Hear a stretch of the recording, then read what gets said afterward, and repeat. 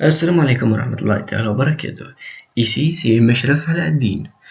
Et aujourd'hui, on va faire un algorithme glouton pour résoudre le problème de sac à dos. Donc, on va aller à l'application et voir comment ça fonctionne.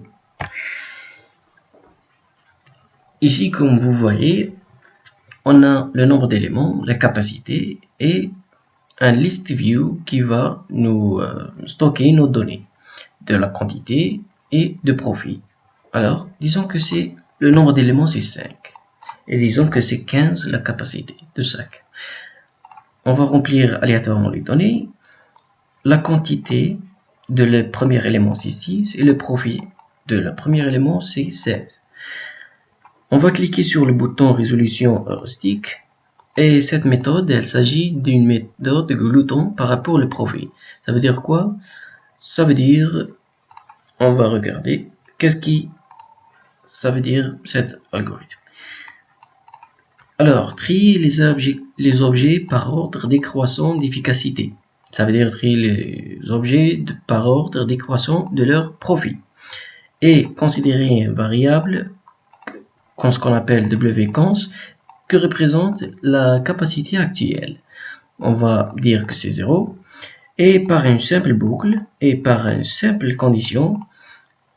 Cette condition consiste à faire cette wi plus le wconso si la capacité actuelle plus la capacité de l'élément ne dépasse pas la capacité totale de sac, on va accepter ce élément et on va faire une mise à jour pour la capacité actuelle de sac. Sinon, si cette condition n'est pas vérifiée, donc ce élément n'est pas choisi dans le sac.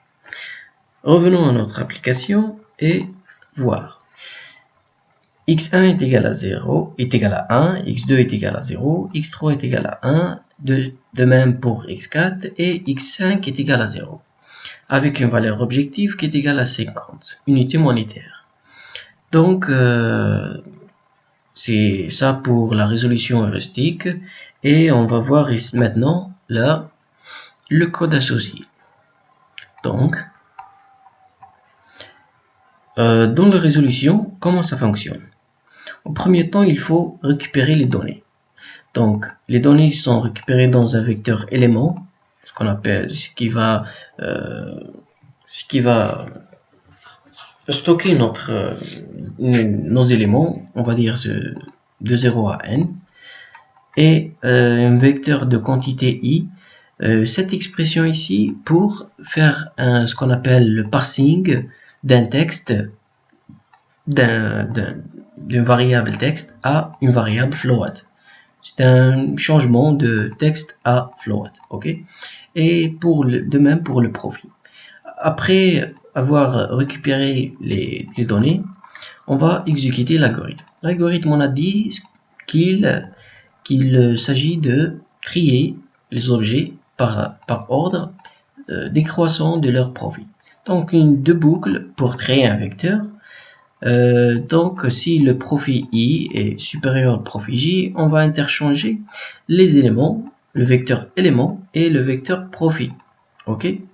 Donc c'est simple, c'est un tri de vecteurs par rapport à une valeur profit. Alors, on considère la variable compte capacité est égal à 0 et la boucle c'est pour 0 à n.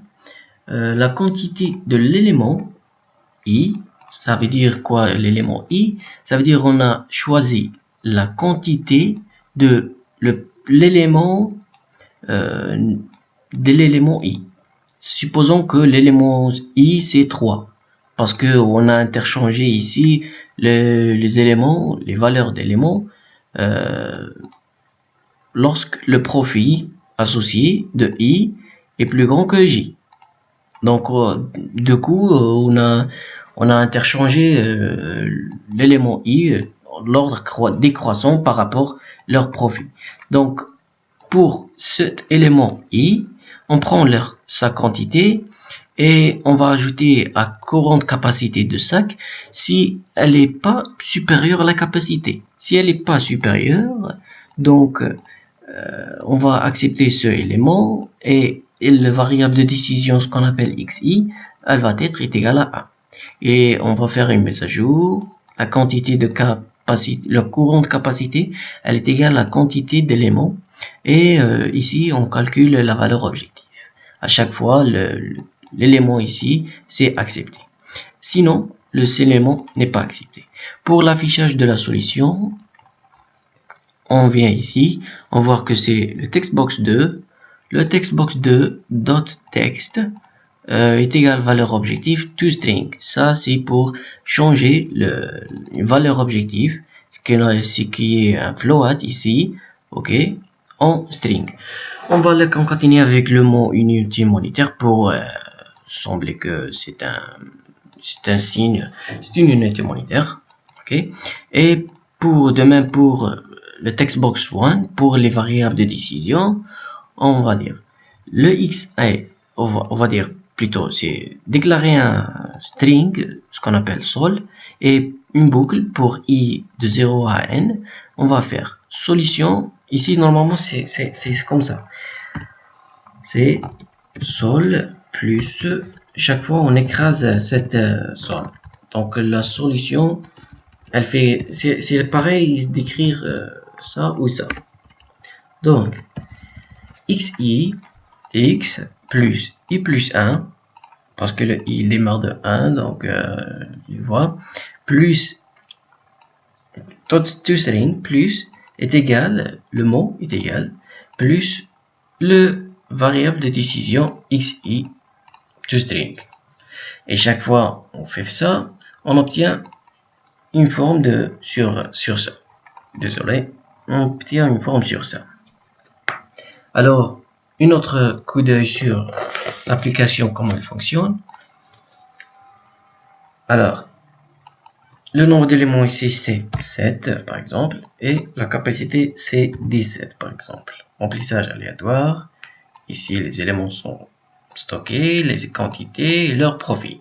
La résolution nous donne x0, x3, x4 sont exclus, sauf les autres sont pris dans le sac avec la valeur objective 96 unités monétaires. Please subscribe and catch you later, guys.